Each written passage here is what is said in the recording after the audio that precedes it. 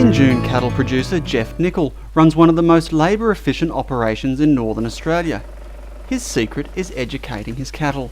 Quiet, calm cattle means Geoff can handle much of the stock work on his own or with assistance from his Kelpie and Collie sheepdogs, and on weekends with his fiancée Lyndall Rolfe. Makes our job a whole lot easier, and it reduces the amount of money we have to spend getting casual musterers to come in and help us. Their 4,400 hectare property in Ninderra carries just over 1,300 animal equivalents per full-time worker, well ahead of the average for the top 25% of producers in Northern Australia of just 991. To achieve this, Mr Nicol invests time in educating weaners and bought-in cattle until they're quiet and controllable, working them first in the yards and through the race each day, and then regularly handling them in paddocks close to the homestead.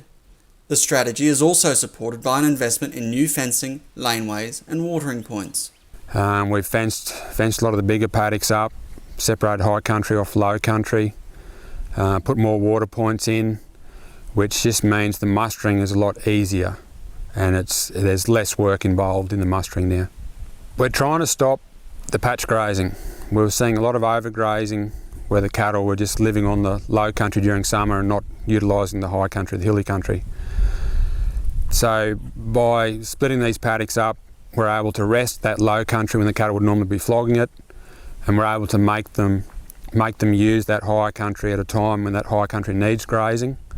So we're stopping the overgrazing, stopping the erosion, and we're maintaining better quality in our billawilla grass in the high country by strategically being able to graze it. Productivity has also been bolstered through a focus on animal nutrition and herd fertility. So we've mapped the place with Google Earth Pro, so we know all our paddock sizes.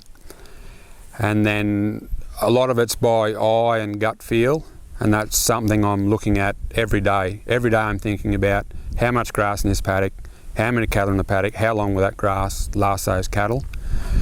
We also use Stocktake. We use the Stocktake Plus app to measure the available grass in the paddock at the end of the dry season. 2013 spring, the season fell apart very quickly. It was the same everywhere, and the cows went from being quite reasonable to they really fell apart very quickly through that August, September, October period. So by being able to maintain that body condition and supplementing strategically and having fertility bred into those cows, we were still able to preg test 88% in calf over the entire cow and heifer mob the following autumn. Mr Nicol maintains a strict joining period, prioritises cow condition with supplementation where necessary, and only buys bulls with strong fertility EBVs. First and foremost, fertility. So we use EBVs, the days to calving and the scrotal circumference EBVs, to select our bulls. So bulls are selected on, and also semen morphology we think is very important. So bulls are selected on fertility first and growth secondly. Once you get on the track of using EBVs to select bulls, you really don't like buying bulls that don't have EBVs. It just gives us that history that we can't actually see in the bull. Meat and Livestock Australia is encouraging other northern beef producers to follow the Nicol's lead in order to boost profitability. With these practice changes, all key recommendations in his producer manual, improving the performance of northern beef enterprises, which is available at www.mla.com.au.